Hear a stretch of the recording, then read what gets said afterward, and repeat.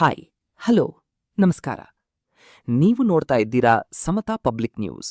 ನಿಮಗೆಲ್ಲರಿಗೂ ಆತ್ಮೀಯ ಸ್ವಾಗತ. ಹೌದು ವೀಕ್ಷಕರೇ, ಬಾಗಲಕೋಟೆ ಜಿಲ್ಲೆಯ ಮುಧೋಳ ತಾಲೂಕಿನಲ್ಲಿನ ಅಕ್ರಮ ಮರಳು ದಂಧೆ ವಿರುದ್ಧ ಇಂದು ಲೋಕಾಯುಕ್ತ ಅಧಿಕಾರಿಗಳು ಹಾಗೂ ಸ್ಥಳೀಯ ಪೊಲೀಸ್ ಇಲಾಖೆ ಜಂಟಿಯಾಗಿ ಭರ್ಜರಿ ಕಾರ್ಯಾಚರಣೆ ನಡೆಸಿದ್ದು ಅಕ್ರಮ ಮರಳು ಸಾಗಾಟಗಾರರಲ್ಲಿ ಭೀತಿ ಮೂಡಿಸಿದೆ.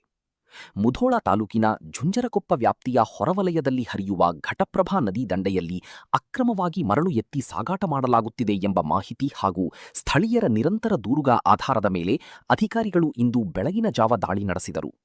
ಈ ವೇಳೆ ನದಿಯಿಂದ ಯಂತ್ರಗಳ ಮೂಲಕ ಅಕ್ರಮವಾಗಿ ಮರಳು ತೆಗೆಯಲಾಗುತ್ತಿದ್ದು, ಹಲವೆಡೆ ಟಿಪ್ಪರ್ಗಳ ಮೂಲಕ ಮರಳು ಸಾಗಾಟ ಮಾಡುತ್ತಿರುವುದು ಪತ್ತೆಯಾಗಿದೆ.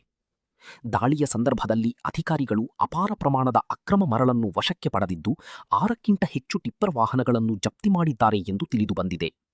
ದಾಳಿ ನಡೆಯುತ್ತಿರುವ ಸುದ್ದಿ ತಿಳಿಯುತ್ತಿದ್ದಂತೆಯೇ ಕೆಲ ಮರಳು ಸಾಗಾಟಗಾರರು ಸ್ಥಳದಿಂದ ಪರಾರಿಯಾಗಲು ಯತ್ನಿಸಿದ ಘಟನೆ ಕೂಡ ನಡೆದಿದೆ ಎನ್ನಲಾಗಿದೆ. ಲೋಕಾಯುಕ್ತ ಅಧಿಕಾರಿಗಳ ಈ ದಿಢೀರ್ ಕಾರ್ಯಾಚರಣೆ ಅಕ್ರಮ ಮರಳು ದಂಧೆ ನಡೆಸುವವರಿಗೆ ದೊಡ್ಡ ಎಚ್ಚರಿಕೆಯಾಗಿ ಪರಿಣಮಿಸಿದೆ. ಹಲವು ವರ್ಷಗಳಿಂದ ಘಟಪ್ರಭಾ ನದಿ ತೀರದಲ್ಲಿ ನಿರಂತರವಾಗಿ ನಡೆಯುತ್ತಿರುವ ಅಕ್ರಮ ಮರಳು ಗಣಿಗಾರಿಕೆಯಿಂದ ಪರಿಸರ ಹಾನಿಯಾಗುತ್ತಿದೆ ಎಂದು ಸ್ಥಳೀಯರು ಆರೋಪಿಸುತ್ತಿದ್ದು, ನದಿ ದಂಡೆ ಕುಸಿತ, ಕೃಷಿ ಜಮೀನುಗಳಿಗೆ ಹಾನಿ ಹಾಗೂ ಭೂಗರ್ಭ ಜಲಮಟ್ಟ ಕುಸಿತದ ಸಮಸ್ಯೆಗಳು ಹೆಚ್ಚಾಗಿದೆ ಎಂದು ಜನರು ಆಕ್ರೋಶ ವ್ಯಕ್ತಪಡಿಸಿದ್ದಾರೆ.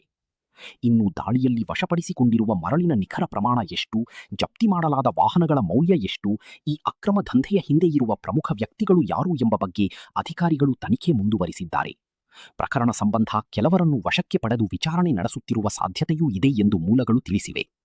ಒಟ್ಟಿನಲ್ಲಿ ಮುಧೋಳ ಭಾಗದಲ್ಲಿ ನಡೆಯುತ್ತಿರುವ ಅಕ್ರಮ ಮರಳು ದಂಧೆಗೆ ಕಡಿವಾಣ ಹಾಕುವ ನಿಟ್ಟಿನಲ್ಲಿ ಲೋಕಾಯುಕ್ತ ಹಾಗೂ ಪೊಲೀಸ್ ಇಲಾಖೆಯ ಈ ಜಂಟಿ ಕಾರ್ಯಾಚರಣೆ ಮಹತ್ವ ಪಡೆದುಕೊಂಡಿದೆ.